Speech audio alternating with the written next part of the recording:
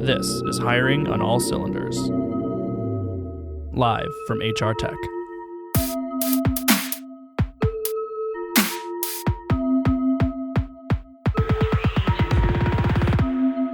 Lay down the podcast and play that funky intro till you die. Hiring on All Cylinders takes back to the airwaves from a cozy corner of HR Tech, the 19th annual HR Technology Conference and Exposition. I am positively thrilled for my next guest, Jennifer Benz. She's the CEO and founder of Benz Communications. Thank you so much for being here with me. This is wonderful. Thank you. I'm delighted to be here. Delighted. I love it. You have a session 9:30 Friday morning, How Technology and Year-Round Communications Get Employees Fully Engaged with Benefits. Do you want to kind of walk us through what you're going to be talking about? Sure. Well, I'm hopefully going to be talking about enough to keep people awake on Friday morning after, I'm sure, a late night, Thursday night. Kind of a suboptimal speaking slot, right? I won't complain. Yeah. Any opportunity to speak at HR You're on Technology. stage, that's true, yeah. Yes. But it should be a lot of fun.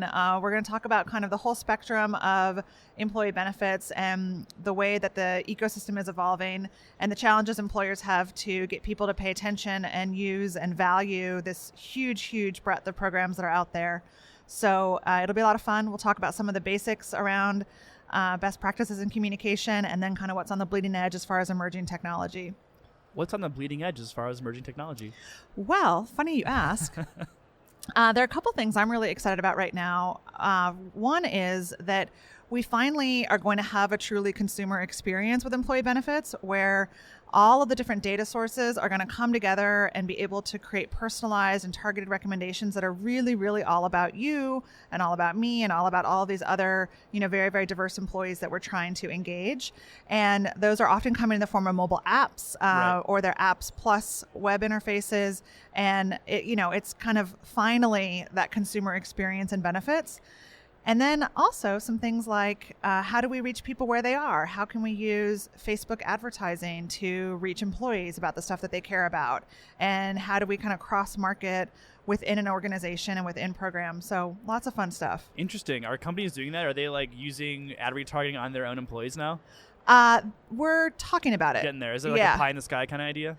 It's not that pie in the sky, but it's going to take a little while to really test that and do it in a way that employees are going to appreciate and not be creeped out by.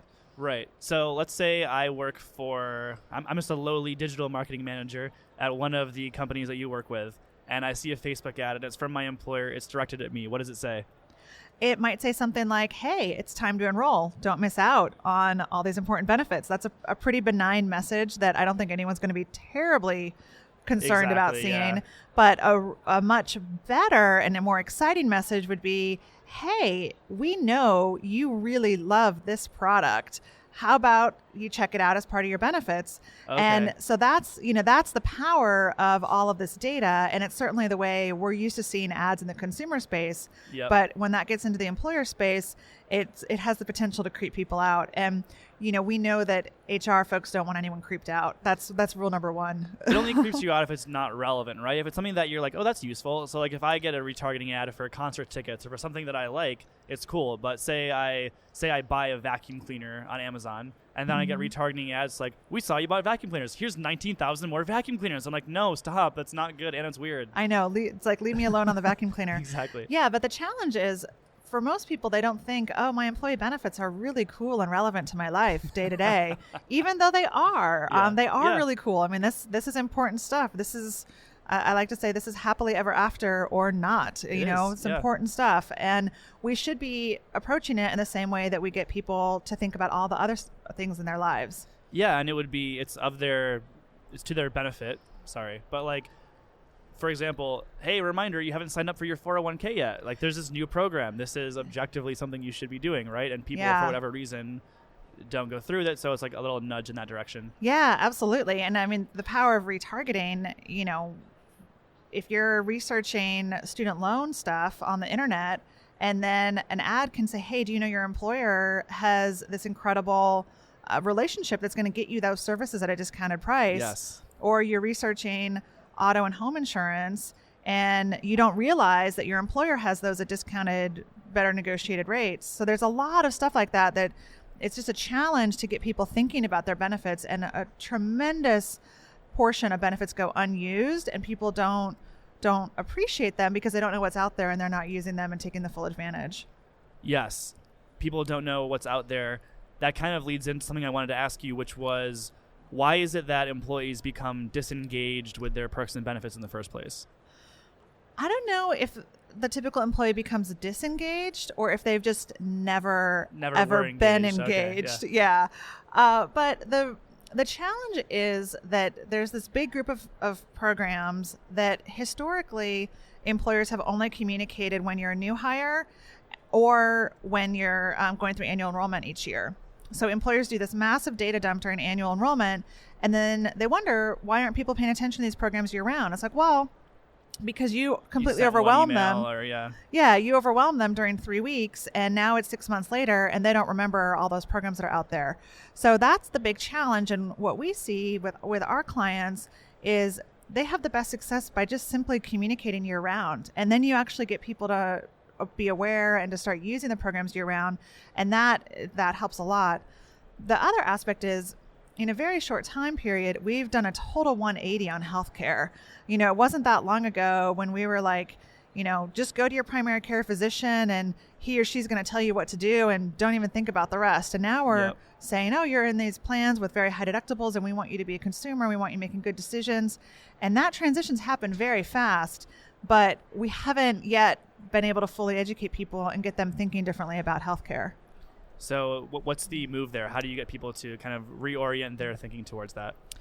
Well, unfortunately, a lot of it's happening in the form of just very large deductibles that they're kind of learning the hard way. But the employers that are having success getting folks really engaged in their health and as well as financial decisions are doing that just very high touch education throughout the year. So you want to offer really great programs that help people make decisions, help them understand how things connect to their personal situation. And there's an amazing group of companies that do that. Lots of them here at HR Technology, of course, that are really helping people understand how things apply to them and make better healthcare decisions. I love it. So you mentioned that you're just kind of running into a lot of old friends in the space, or maybe people that you didn't realize you knew. Based on just meeting a bunch of people in the same industry as you, are you picking up anything? What are you learning at the show so far this year? I think people are really excited about the HR space right now, and the benefit space in particular has just so much energy in it. There's a ton of interest in creating new solutions. The VCs have definitely picked up that this is a cool place to be, and there's the potential to make some big changes and of course make money if you're effective. So there's just a ton of new energy in the space, and I think folks are really excited about that. But the challenge for employers is that it's really overwhelming to be able to sort through all the options, and they need really good strategic thinking to go along with it. Definitely. Well, you mentioned that one of these people said that they had been a fan of yours for years. I'm going to track that person down, and we're going to start the Jennifer Benz fan club.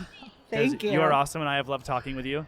The session is called How Technology and Year-Round Communications Get Employees Fully Engaged with Benefits, and that is Friday morning at 9:30 a.m. Jennifer, you're awesome. Thank you so much for joining me. Thank you for having me.